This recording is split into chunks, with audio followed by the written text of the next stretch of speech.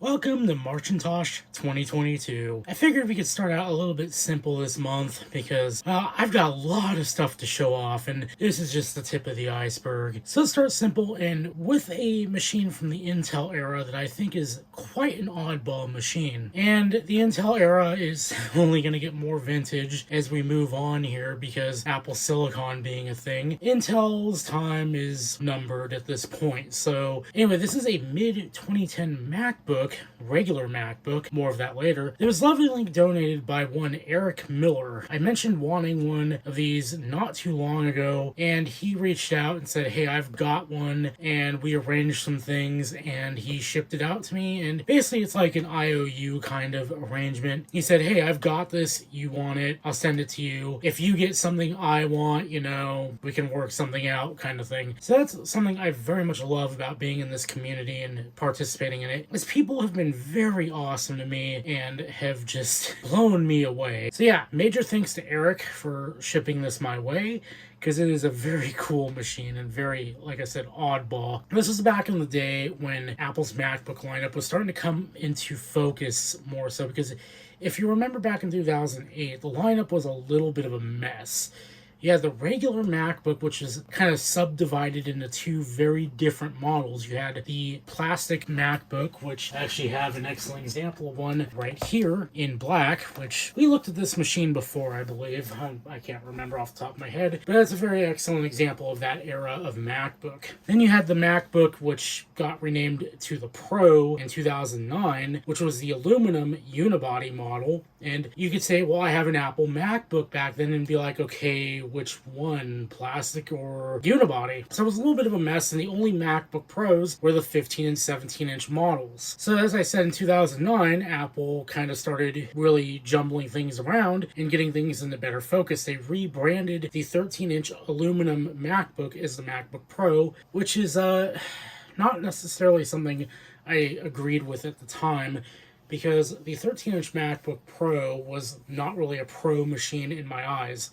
It didn't have the good dedicated GPU that the 15 and 17-inch models did. It kind of lacked the power, and in 2010, actually, the MacBook Pros, the 15 and 17-inch models, got the i-series processors before the 13-inch did. The 13-inch remained on Core 2 Duo until 2011. Funny how that works. So yeah, I didn't really agree with their whole renaming of it, but that's what they did, and that's what we're kind of with now, if you think about it. Now we actually have, it's kind of funny, now we have the MacBook Pro 13, 14, and 16 inches, and the 13 and 14 are worlds apart. So it's like, they haven't learned their lesson, but I'm going off script again, so I apologize. But it was a striking difference that when Apple introduced this model in 2009, because we can pull the polycarbonate one here, and if we open this thing up, it's kind of creaky, it doesn't feel very solid, and it just feels like I really have to treat this thing with kid gloves. Whereas, even though this is plastic, this still feels very solid. I believe this is all backed by an aluminum frame. I could be wrong. So that's why this thing feels very, very solid. The plastic doesn't seem to be as brittle, because what's funny is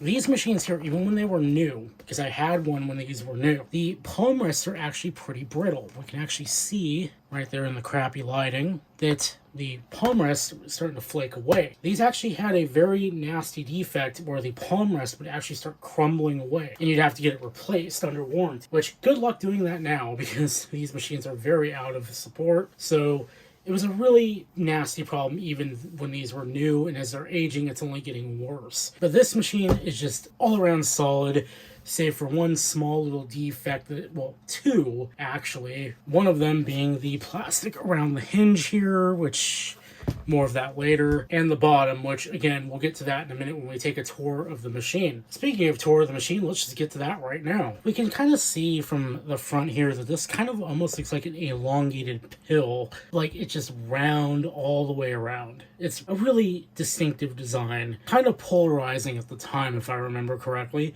We have our sleep light up here. We have our usual card of ports here. We have the MagSafe, full Ethernet, display port, because this is before Thunderbolt, two USB 2.0, a combo audio in and audio out, because this is when iPhone headsets were becoming the norm, and you would just plug in the combo headset that would actually come with all iPhones up until Kensington lock. On the back, nothing but the hinge. And over here we have the optical drive. And we'll notice, looking at the bottom here, this is some interesting silicone-like material. And this was one of those design flaws that kind of plagued this machine, because this liked to peel away, and because of its silicone, it liked to attract dirt and grime and all wonderful forms of detritus, and it just looked really bad. But this one actually looks really good and very well taken care of. Very awesome. But another thing you'll notice around here is this MacBook actually carries the tradition that the MacBook Air started, and then it got rid of the battery indicator lights that were actually commonplace on all other Macs by then. And in case you don't remember what those are, it was these little guys here.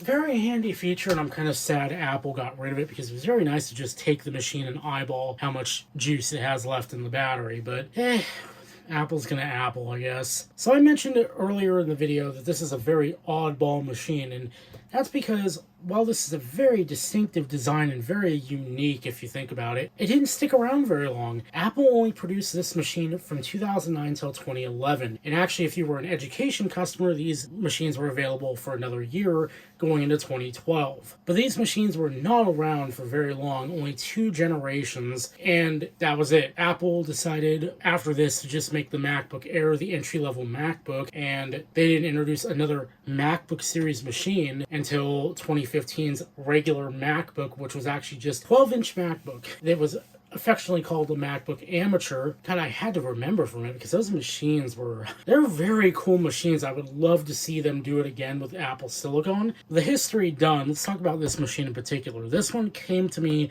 with a few issues, some of which are still persisting. The first major issue was that the LCD had some LCD rots, or maybe it sustained a little bit of shipping damage. I don't know what happened, but there was like some artifacting in the screen. It looked like something had hit the screen at some point, and I talked to Eric, and he assured me that that's not the way it was when he shipped it, which leads me to believe that, well, it was shipping damage. Actually, that is completely and totally fine. If he's watching this video, he may notice something completely different about this, because the stock one he sent me was actually sticker bombed. And what's interesting is I actually have had a parts machine for this particular MacBook for quite some time now. A friend of mine gave it to me, and I used it for a bit, and unfortunately it suffered a bad logic board, and it's been sitting as a monitor stand for a number of years. So it's been sitting there, and I figured with this, well, I have a parts machine, so I pulled the display over from it and the optical drive, because the optical drive in this machine was actually broken in a very interesting way. The optical drive broke into the point where it could read CDs but not DVDs. So I pulled the optical drive from the parts machine as well as the LCD, and well, it runs perfectly fine now. And I still do have the remnants of that parts machine still sitting as a monitor stand, so if I need anything else from it, well, there you go. We have parts. So let's go ahead and get this thing fired up. And as we can see, just this thing, the hinge just feels a lot more solid. There's a lot more tension in it, but it doesn't feel like I'm going to break the machine by opening it. Very, very nice. I do really like this, just the way this feels. The palm rest, very solid. The only thing that kind of sucks about this machine is this rubber gasket around the display is kind of dried out. So it feels like it's just kind of going to start crumbling away at any moment. But what can you do? We also have the trackpad here, which I'm not sure if this is glass or not. I don't believe it is. At least it doesn't feel like it. But it takes after the MacBook Pros. Just a singular button that's integrated into the trackpad. And it feels just as fine as it does on the MacBook Pros. So let's go ahead and get this thing booted up. One of the issues with this machine is that the battery is kind of toast. I mean, it has about 50% of its health remaining, so I've been keeping close tabs on it to make sure it doesn't blow up or anything. But I'm hoping this machine has enough charge to get us by through this video. As you can see, my gorgeous artwork. No, I'm sorry, I'm not fooling myself like that.